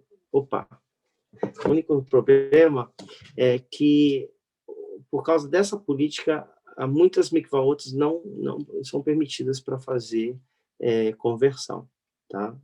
Vamos lá, vamos pagar e vamos fazer a conversão, porque eles precisam, tá, emitir um recibo. E esse recibo está dizendo que essa pessoa fez conversão. Então, para evitar problemas com a Rabanut, com o Estado, então não se faz. Tá? Precisa ter uma orientação, é complexo, tá? A questão da mikve é complexo, tá? No caso, se a mikve está caché, se ela está... saibam que tem algumas linhas que vão dizer que a conversão não está caché por causa da mikve. Rabino, outra pergunta, a composição do Beit Din, não pode existir guerra na composição do Beit Din, nos Dayanim. É isso mesmo? Interessante a tua pergunta. Existe uma marloket que fala que um convertido não pode ser Dayan, tá? Essa marloket, algumas linhas dizem que sim, que pode, e outras linhas dizem que não. No mundo Haredi, vai ser mais difícil, entende? Uma pessoa que é um Dayan ser aceito, que é convertido. Mas isso é só teorias, não tem nenhum tipo de proibição. Eles vão se afastar, vão basear em alguns termos. Isso num outro momento, numa outra situação, eu explico melhor. Mas existe uma louca, existem discussões. Eu queria fazer aqui uma pergunta. Quem está falando? Anderson, aqui do Ceará, Maranguape. Maranguape, terra do Chico Anísio. Isso. É uma pergunta, mas assim, eu queria saber o que é que o Rabino fala sobre isso. A conversão, pelo que eu entendi de tudo, é que ela hoje em dia está muito ligada à responsabilidade da própria pessoa que quer fazer a conversão, a responsabilidade dela e a sua honestidade, né? Uhum. Tem que ter isso, né? Eu acho que se a pessoa vai fazer a conversão e ela não é honesta com ela mesma e ela não tem responsabilidade daquilo que ela está fazendo, como o senhor falou, vai entrar numa família, né? Uhum. E a família já está lá há muito tempo. Você entrar para fazer bagunça não é interessante, né? O senhor falou algo que me chamou a atenção, na última live, sobre a questão de aqueles que fazem a conversão, mas então, quando passa por todo o processo, quando vai fazer a parte da prática mesmo, começa a haver uma rejeição das práticas, porque fazer o estudo, fazer toda a preparação, entender toda a parte espiritual é interessante, é bom, tem que acontecer isso. Mas parece que quando a pessoa entra, que se choca com a realidade das ações que tem que ser feita, ou seja, colocar em prática realmente o judaísmo. Então, algumas pessoas começam a ter a rejeição. Tipo assim, a comer caché e tal, certas coisas assim, não querem colocar em prática. Então, começa a haver uma regressão. O que o Rabino tem a falar sobre isso? Qual é o grande problema disso? Eu vou falar uma coisa bem interessante, que eu vivo em 2 mundos paralelos, Portugal e o Brasil, né? Dessa questão das comunidades anuncinos, tá? Ou do povo anuncino, ou das pessoas que são descendentes deles. Existe muita coisa interessante nesse caso. Hoje Israel é um país que tem uma economia muito boa, tá? Isso tanto os anuncinos como não anuncinos, tá? A vida em Israel, as pessoas sonham que é melhor que no Brasil, e hoje em dia está até melhor que próprio Portugal, tá? Então as pessoas buscam aliar, porque é uma qualidade de vida melhor, saúde boa. Olha o exemplo aí do corona, né? As vacinas. Estamos numa situação que hoje começa a vacinação de crianças de 12 a 18 anos. Então, até o finalzinho desse mês, toda a população foi vacinada, né? Então, quem não quer morar num lugar assim? É igualzinho aquele sonho americano. Na década de 90, todo mundo queria pensar em Miami, em Nova York, nesses lugares aí dos Estados Unidos, porque tem condições de vida melhor. É um doce sonho, porque a realidade aqui também é cruel. Mas, para você entender um pouquinho, já que você está em Fortaleza, para poder entender um pouquinho a problemática do anuncim, vamos botar essa expressão, o marrano, né? Embora muitas comunidades anuncim não gostem dessa palavra, eles querem voltar, sim, ao judaísmo de uma forma romântica, né? Eu estava assistindo uma matéria de uma pessoa que é até bem esclarecida, sabe? Estudou genealogia e tudo. Ela disse que não quer voltar ao judaísmo ortodoxo, o judaísmo religioso, porque ela quer ser reconhecida por parte do povo de Israel, mas ela continua cristã, ela continua absorvida pela cultura. Então, essa pessoa não vai ter um reconhecimento de Israel, não vai ter, modéstia à parte, vai ser muito difícil ela voltar ao judaísmo. Por quê? Eu falo por quê. Não é uma coisa nova que está acontecendo no Nordeste. A década de 80, 90, houve emissários da Shavei Israel no Recife. Tá? Houve emissários. A Shavei Israel é uma organização que ainda trabalha no resgate dos anunciantes. Mas chegavam lá, eles viam, o rabino é muito ortodoxo, a gente não quer ortodoxo. O rabino é muito liberal. A gente quer só ter o papel. Sempre botava dificuldades. Então, as pessoas não se convertiam. Os rabinos ficavam ali. Tanto que o projeto acabou na última terceira vez que a Shavei Israel foi a trabalhar no Brasil com o meu querido amigo, que eu conheço há muitos anos, o Binu, Yeshayahu Binu. Conheço ele há muitos anos, o nome da Sefaradi, conheço ele do Brasil. Mas foi uma situação difícil, porque ele entrou em atrito com as comunidades de São Paulo e Rio. Hoje, como eu falei, a única solução para a causa anuncim, vamos botar essa, tanto em Portugal como no sul da Itália, que eu também acompanho e oriento muitas pessoas lá, e no Brasil, se organizarem. Conhecimento não como é que fala, não ocupa espaço. Quando a gente sabe quem somos, e conhecemos nossas leis, conhecemos os nossos direitos, o retorno ele é natural. Pessoas que querem aventurar, tanto aqui em Israel, como no Brasil, como em Portugal, como no sul da Itália, são pessoas que vão passar. Tá? Elas podem até voltar ao judaísmo, ter um papelzinho, mas elas vão se assimilar novamente. Então, para que perder tanto tempo? Quem quer perder tempo? Né? Pegar um papel para dizer we are the champ e vai voltar, fazer as outras coisas, no final vai ser enterrado como não judeu, Hasse Shalom. Então, precisa ter essa delicadeza, essa situação. Eu acredito que a única forma de terminar, ou seja, Fortaleza, onde eu tenho orientado há alguns meses as pessoas de lá, é que o conhecimento, a seriedade e aceitar que está chegando. Então, quando você está chegando, você tem que entender que onde você está pisando. Você não pode chegar se impondo. Né? Você visita, não vai chegar na casa da pessoa que está te visitando, olha, pega, vai deitar na cama dela, ou vai mexer nas coisas. Não, peraí, calma.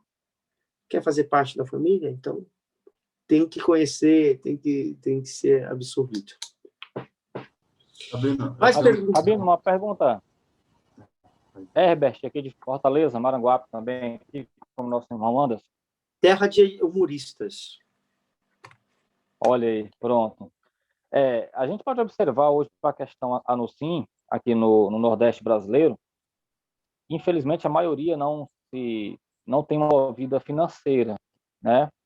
Então se vê diante de duas coisas: ou uma conversão ortodoxa, que a gente sabe qual é, mas não reconhecida ou aceita mesmo nas comunidades brasileiras, mas de fácil acesso, no sentido de alcançar, ou uma conversão reformista ou massorti, que porventura daria até direito a um aliar, mas às vezes, por ser uma família inteira, eles não querem sair do Brasil. Aí, diante dessa situação, qual seria o melhor caminho para o Anusim consertar aqui no Brasil? Seria essa conversão ortodoxa e ele praticar e morrer aqui no Brasil e acabou?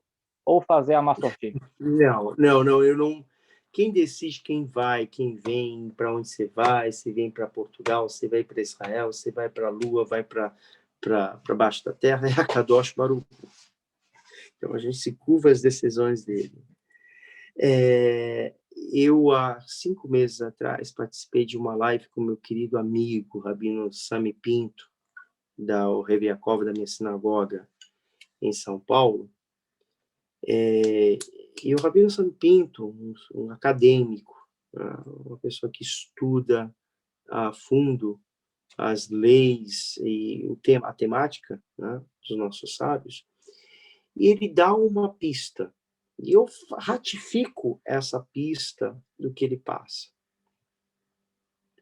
É preciso fazer comissões, uma comissão de rabinos sefaradis, entende? Que lidere e acompanhe cada caso por caso. Mas para que possa ser feita essa comissão, é preciso investir em professores. No meu caso, eu estou ensinando vocês. Como é que vocês querem clamar um reconhecimento, uma volta, uma conversão, se vocês não estão preparados? Então, quando as comunidades estão organizadas, em Jerusalém, na década de 70, 60, era cidade pobre. Sabe quanto que era 1 quilo de frango em Jerusalém nesse período? 1 shekel, R$1. Mas ninguém tinha R$1 ou 1 shekel para dar para comprar com frango. Então, hoje Jerusalém é uma outra realidade. Por isso eu falo, se façam Ben Adam, façam gente, estudem, se formem, tenham títulos, tenham educação, melhorem como pessoas. E estudem a nossa Torá, porque a Torá protege tudo. Às vezes a gente quer para amanhã. Não é assim, Herbert. O que a tua Torá tem hoje, que você tem, Baruch Hashem, mas se preocupe mais na educação dos teus filhos, dos dois, judaicamente. Entende? O que você quer? Quer ir para Israel? Então, tem que buscar o caminho para ir para Israel. Não sei como é que está fazendo no Brasil, mas quem quer ficar no Brasil e quer viver uma vida judaica, saiba que já é mais difícil. Mais difícil, precisa de um grupo grande, com a mesma ideia, com a mesma educação. Como é que você vai fazer isso? Porque já está todo mundo velho, burro e velho, né? Então, são perguntas muito difíceis, mas eu acho que tem que, a partir do momento, investir em educação para que depois possa criar comissões rabínicas, de rabino sefaradi, né? E se vocês não entenderem muito isso, tem um live da comunidade de Natal que o rabino Sami Pinto vai falar, vale a pena ver, eu recomendo. E ali a gente possa, no futuro, a conversar com a Rabanut, ou com mandar emissários, mas precisa também uma mudança de comportamento durante as comunidades. Bom, Eric, você tem quer? uma pergunta agora. Eric, faz a pergunta, já está coçando a mão. Vamos lá. Acredito que essa pergunta, inclusive, diz respeito ao mesmo tema que vem tratando, até concilia um pouco com o que o Gamliel falou, também perguntou, na verdade. Veja, o estudo da Torá, para qualquer classe de indivíduos, se assim eu posso dizer, o que o Maimonides vai chamar, ele é importante para o Benor, porque ele precisa entender como praticar a lei específica, porque sem acompanhamento rabínico ele não sabe o que é a primeira mitzvah de não cometer idolatria. Tá, mas o que é não cometer idolatria? Ele não sabe, precisa de acompanhamento rabínico. Senão ele vai cair, infelizmente, nas interpretações do cristianismo, que é uma religião de matriz. Eu estava até comentando isso com a minha mãe, infelizmente é uma religião não só de matriz idólatra, mas também de matriz para um povo ignorante, né? Um povo não muito letrado. A gente aprende isso, né, na pedagogia. Infelizmente, essa foi a proposta da criação do cristianismo. Agora, o que eu quero dizer, propriamente, se existe estudo de Torá para toda a classificação de indivíduos, seja ele Benor, seja ele um Gertoshav, seja ele já uma pessoa conversa e propriamente para o judeu, mas existe também um nível de prática, e isso é complicado. O Talmud no Tratado de Avodah Zarah ele vai falar isso também. Como que pode ser possível? O indivíduo ele tem que estudar a Torá, obviamente, mas até onde ele pode praticar, até onde ele pode ir, justamente para que ele não caia, na minha opinião, claro, um erro, como não só na minha opinião, de opiniões que existem, no erro de, por exemplo, fazer uma postectomia e isso ser chamada de Brit Milá, sendo que propriamente não é. As brahot, elas são omitidas, elas não são propriamente ditas. O ritual não é kosher, não se tem um acompanhamento rabínico propriamente, mas isso acontece porque a pessoa se autodeclara. Isso é o problema, mas também a pessoa não pode ficar sem prática nenhuma. Até um rabino, a qual não quero dizer o nome, uma vez ele falou isso, ele falou, poxa, um pouco de prática é melhor do que prática nenhuma. Aí, como o senhor está falando, a pessoa ela precisa estudar, precisa conhecer, precisa saber onde ela está pisando. Eu concordo plenamente, mas o saber onde está pisando diz respeito também a saber o que está se fazendo, até onde pode se ir. Quando você tem o hábito de estudar, você acaba entendendo que, em certos momentos, você faz coisas que é arbitrária, que você, como um não-judeu, propriamente não poderia fazer. Mas por quê? Porque você não tem um acompanhamento rabínico, porque você não foi instruído disso, você pode, isso você não pode. Essa brahá não se faz sobre tal coisa que você acha que se faria e que propriamente não se faz. Tratado de brahot é tão complicado, é tão difícil, isso gera tanta confusão, e que um não-judeu, quando ele estuda isso, ele não sabe propriamente onde encaixar. Então, essa que é a grande questão, essa é a grande dúvida. Até onde um não-judeu ele pode ir no sentido prático e ele pode ir no sentido da curiosidade, né? Disso eu vou estudar. Essa que é a grande questão. E a grande pergunta, claro. Shavuot, Rabi. Eu vou falar uma frase que eu achei ontem minhas coisas em Jerusalém. Há quase um mês, faz um mês que eu perdi meu rabino, Yaakov Garzon. Ele foi rabino da Ohev Yaakov, onde o rabino Sami Pinto hoje é o rabino. E em uma das frases que ele foi entrevistado, no jornalzinho da sinagoga, ele falou assim: que mensagem que você gostaria de transmitir? Isso mexeu muito, faz o quê? 15 anos que eu vi essa, eu achei, tá até aqui. Né? E é como se achar uma joia. E ele fala assim: quando Yosef,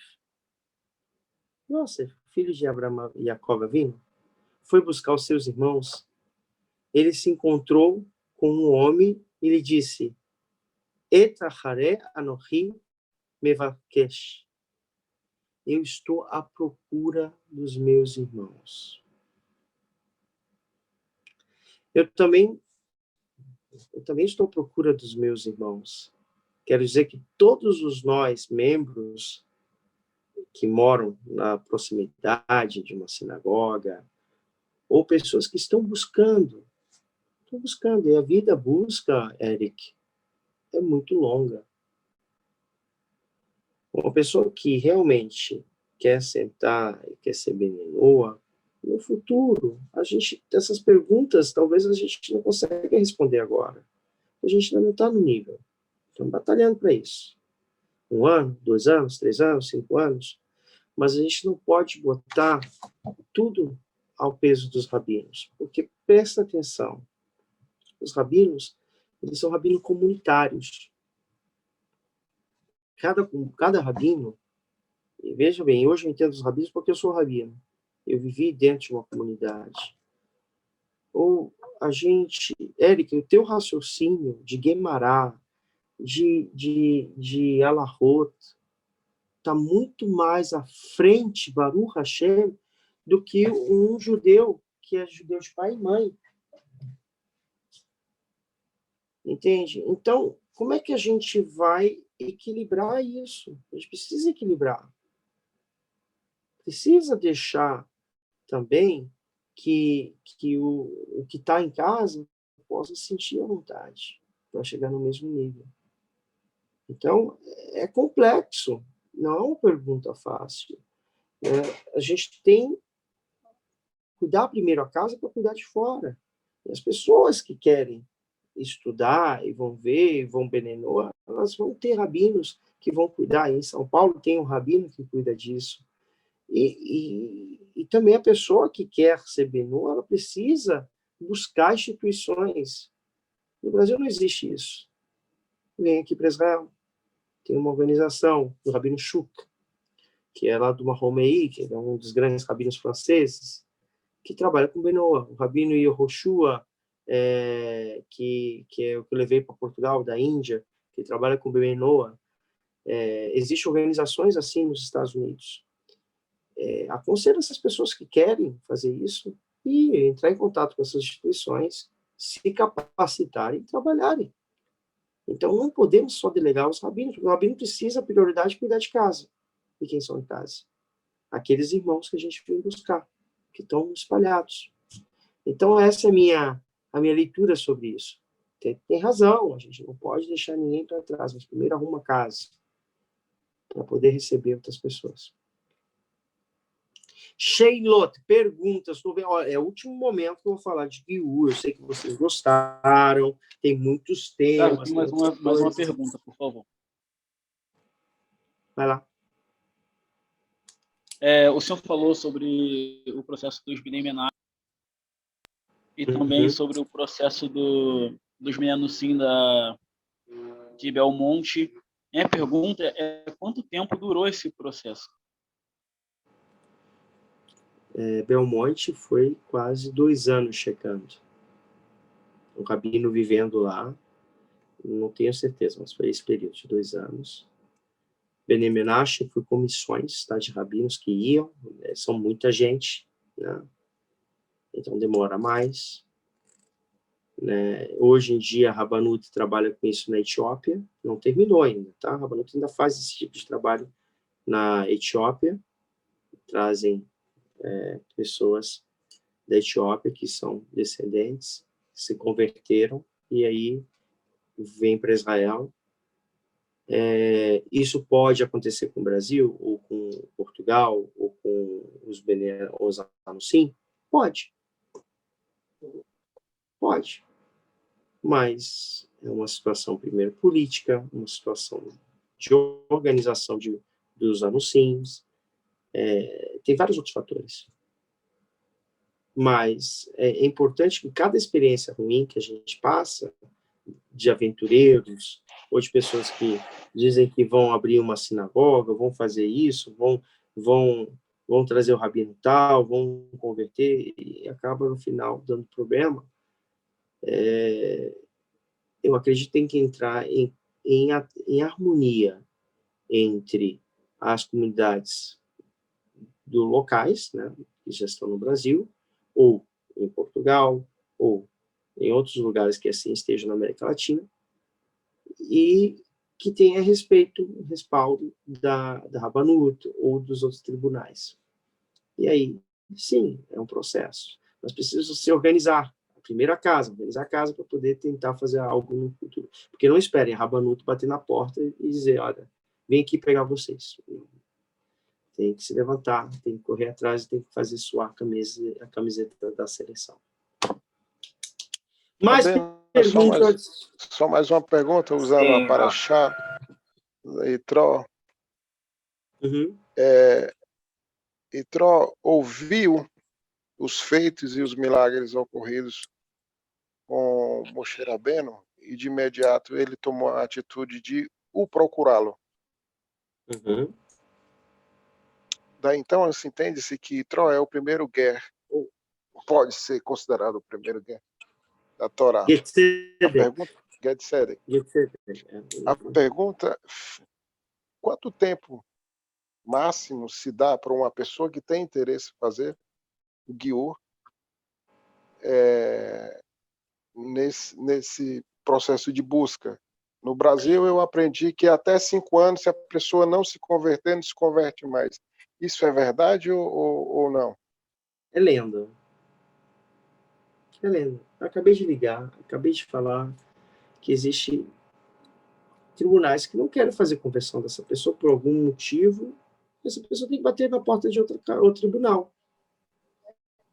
Vai abrindo na porta, vai abrindo na porta, vai batendo na porta. Não abriu. Vai abrir uma janela e você vai entrar lá. Agora, quem vai decidir quem vai fazer parte do povo de Israel é a pessoa. E com a decisão de Akadosh Baruch Hu. Então, a gente não pode dar um din, assim, nunca vai ser. Se a pessoa realmente quiser, ela vai correr atrás. Itró, ele foi recebido por Moshe Rabbeinu, por Arão, pelos sábios e por todo o povo de Israel. Mas, no final, ele era uma alma vagabunda, né? Como o Rabino Bilbois falou. Ele queria buscar mais. Então, essa é a grande sacada. A gente tem um pouquinho da alma vagabunda, sempre querer mais, sempre tentar buscar mais. A gente fica parado, né? Como é que eu falei na outra aula? Existe vida pós-Giur? Existe. Existe. Existem os sonhos, construir uma família, se tornar uma pessoa honrada profissionalmente para brilhantar o judaísmo, a sua comunidade. Olha lá, esse é o doutor, tal, ele é judeu, olha que bonito, ele ajuda as pessoas, olha, que povo bom. Esse aqui, família, olha como é que é bonita, cumpre Torá e Mitzvot. Vocês estão vendo? É o que do Hashem. Então, tem outras situações. E com essa, vou contar uma historinha. Um rabino, um dayan, lá nos Estados Unidos, em Manston, em Nova York, ele era um dayan, né? Ele recebeu um convite para ir para o casamento. E esse convite era de um rapaz que ele tinha convertido para adoção, tá? Eu não falei sobre adoção, pode sim converter uma criança para adoção, e essa criança vai ser convertida, e ela é convertida nos braços da mãe, a mãe judia entra no mikvah com a criança, e aí ela vai fazer a Tevilá, e essa criança vai só terminar o processo quando ela completar 13 anos. Ela vai fazer o Brit Milá, no caso, e depois ela vai fazer a Tevilá. Esse rabino fez essa conversão dessa criança e ele recebeu um convite para casar, ir no casamento desse menino. Chegando lá, ele vai entrar, a mãe da noiva fala, Rabino, Rabino! Né? Tem uma separação dos convidados da noiva e os convidados do noivo. E ele estava entrando na sala, na área dos convidados do noivo. Não, não, Rabino, você não entra lá, você tem que entrar no canto da noiva. Ele disse, por quê? Eu fui convidado pelo noivo. Você não está lembrado de mim, Rabino? Ela disse, não. Ele disse, não, eu sou aquela menina que eu me converti no seu Beidim. Tanta gente se converte, não vai lembrar. E essa menina, eu casei, eu sou racídica, e eu tenho minha filha, que está casando com esse rapaz que também você converteu. Uau, o Rabino ficou assim, eles são todos os teus filhos espirituais. E o Rabino ficou, né, porque uma conversão feita, quem é ligado sempre vai ser o Rabino. Eu já falei isso em aula.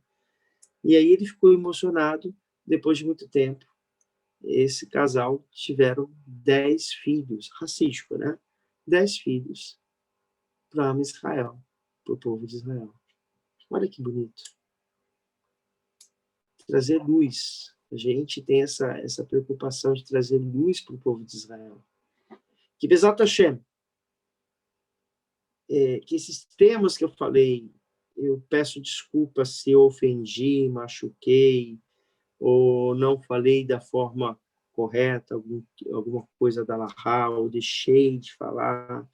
É um tema difícil, e eu entendo o sofrimento de vocês, mas não perca a esperança, não perca a fé, conversem com Hashem, você que está aí no Maranhão, você que está lá no interior da Amazônia, você que está no Peru, você que está no deserto, não perca a fé. Se é realmente essa a tua vontade, de se aproximar do povo de Israel e abraçar e dizer, teu povo é meu povo, teu Deus é teu Deus, meu Deus, Hashem vai fazer milagres, ele abriu o mar, não vai poder te tirar dali e botar ali, não perca a fé. Então, eu espero que vocês tenham gostado dessa coletânea, no Piauí, né? Deus, olha, é uma história interessante no Piauí. Eu tenho um aluno, o Lucas, ele, uma bela vez, ele estava em Israel ainda, foi em 2016, recebo um e-mail de uma pessoa, Rabino, eu tô no Piauí, eu não conheço ninguém, eu quero seguir, eu era evangélico, mas eu senti dentro de mim que eu tinha que seguir o judaísmo, eu estou largando tudo, eu vendi meu terreno, o que eu faço? Eu vou para Israel, eu disse, olha, não, você tem que ir para uma comunidade. Ele foi para o Recife, chegou lá no Recife, ninguém não abriu a porta para ele, ele já ia perder o dinheiro dele, disse, volta para casa, ele voltou chorando. Rabino, eu não quero perder a chance. Calma, é melhor você estar na casa de papai e mamãe, que lá vai ter comida, do que você ficar na rua sem ninguém. Ele voltou. Aí, um belo dia, ele escreveu me mandou um WhatsApp, Rabino, eu vou fazer um concurso para trabalhar num navio. E aí eu disse, vai fazer, mas olha, 100 para 1.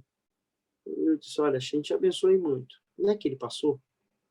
Trabalhar num navio, numa cozinha, ele começou a viajar a costa brasileira, depois foi para a Europa, viajou toda a Europa no navio, cruzeiro. E um belo dia lá, na Grécia, ele viu um anúncio, procuramos voluntários para trabalhar em Israel, e ele desde pequeno queria ir para Israel, porque a vontade dele é fazer parte do povo de Israel, voltar, no sim, o que seja, e ele não pensou nem 2 vezes. Ele pegou e foi embora para Israel. Chegou aqui em Israel, pegou um visto de 2 anos para trabalhar no voluntário no hospital, onde tinha meninos com autismo.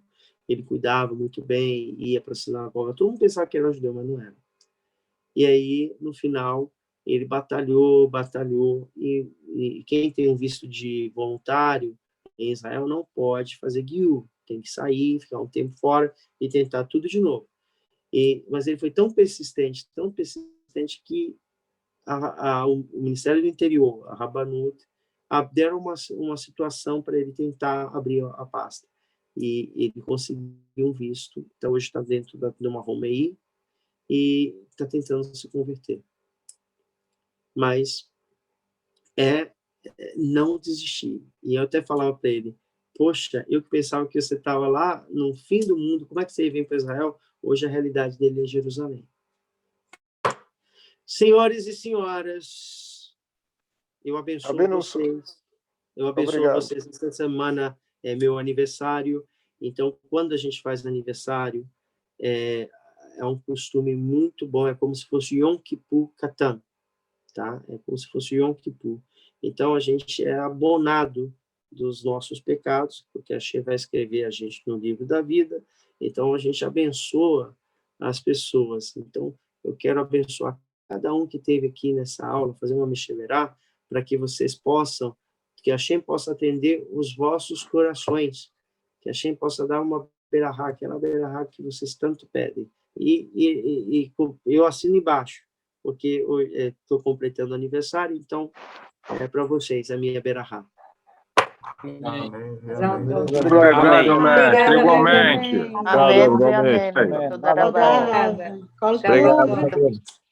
Um grande abraço para vocês. Só lembrando, Rabino, só lembrando, eu sou um outro piauiense que estuda com o senhor e que mora aqui em Becheva. Perdão? Eu sou um outro piauiense que mora em Becheva e que estuda com o senhor. Maravilha, e um bom José Meia? Cacá com tucupi. José Meia? Quem? Pô, meu irmão. Grande abraço. Olha, grandes encontros, tá? Deixa eu ir embora, gente. Conversa. Obrigado, gente. Um grande abraço, Beatriz. Deus te abençoe, mestre. Noga, a mulher da saudades de vocês da terrinha. Quando chegar no chão, eu quero comer aquele bacalhau com batatas. Pois. Tchau. Ora, pois. Cristiano, um abraço, Cristiano. Um beijo, querido. Abraço grande, meu irmão. Boa